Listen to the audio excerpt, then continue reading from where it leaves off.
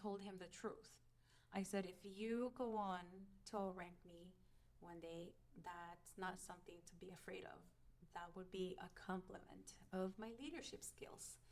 And that would mean that I did my job well enough that you grew past where I started you. So I was never threatened by that. If anything, I was very proud, and that did happen. Caring for others is part of your life, but it's not all of it.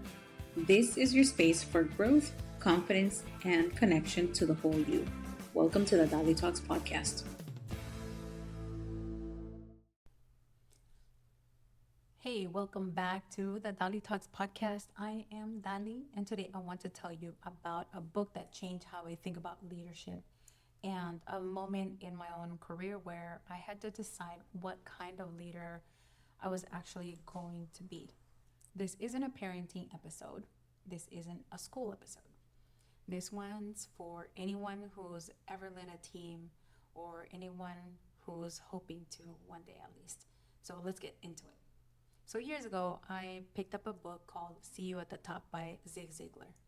And I want to be honest with you, before I read the book, I didn't know employers like the one he described actually existed. I'd had pretty bad experiences at work. He talked about asking his team about their lives, not just their work, but their actual lives, taking into account what they were going through personally is and still finding a way to support them through it while the work got done was one of his leadership skills. He had this empathy running through everything he wrote. And he talked about the power of recognizing people for their strengths and telling them out loud like how much they were appreciated. I remember finishing that section and just sitting there thinking, wait, like leaders do that? Because up until that point, every job I'd had felt different.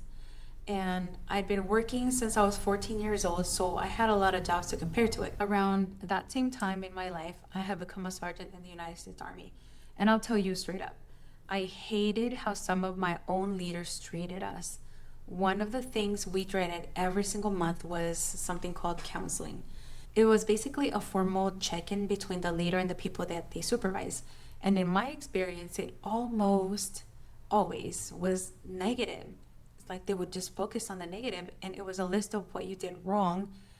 It never did anything for morale. People walked out of those rooms smaller than when they walked in. So when I became the one running those counselings, I made a decision. I was not going to do it that way. I made sure that every single time I sat down with someone on my team, they heard what they were doing right, because we all were doing things correct. And I don't mean just work stuff. I mean real things. Like I remember telling one of my soldiers, your humor brings light and happiness into our shop. So thank you for doing that. Keep it up. That wasn't in a manual. Nobody trained me to say that, but I wanted them to know that I saw them, not just as rank or an employee, but as a person who had something good to offer beyond the task list. I also pushed my team hard toward growth. I encouraged them to attend additional schools, to go to the promotion or soldier of the month boards, to push themselves further than they thought they could go. And one day, one of them asked me something I still think about. He asked if it scared me, because if I kept encouraging them like that, eventually some of them were going to outrank me. And I told him the truth. I said, if you go on to outrank me one day, that's not something to be afraid of.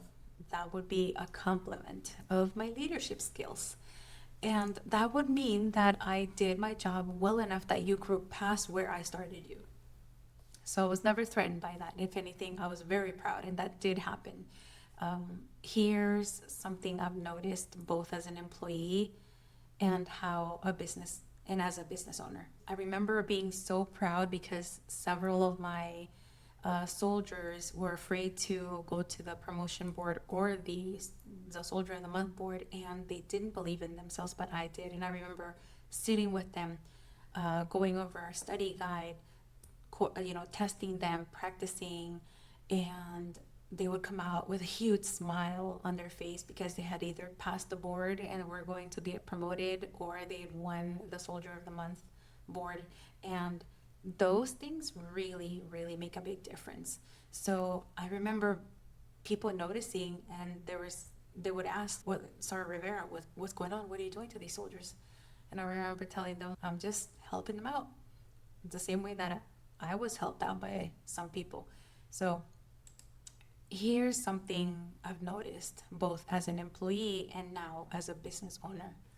People tend to stay where they're treated right, even when they know they could get paid more somewhere else.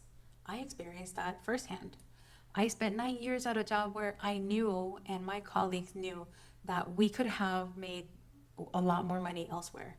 But the odds of finding that same level of respect somewhere else felt slim. So we stayed, not because of the paycheck, but because of how we were treated. That's the part a lot of employers miss. They think the answer to retention is always more money. Sometimes it is, but a lot of the time, what people are actually staying for or leaving for is whether they feel like a human being or just a line item on a payroll. So why am I telling you all of this on a podcast about bullying prevention and inclusive leadership? Well, because this is the foundation everything else is built on. As I continue to grow DaliTalks, this belief is sitting underneath every decision I make. I'm not hiring yet. I want to, but I want to be honest about that. I'm building toward it.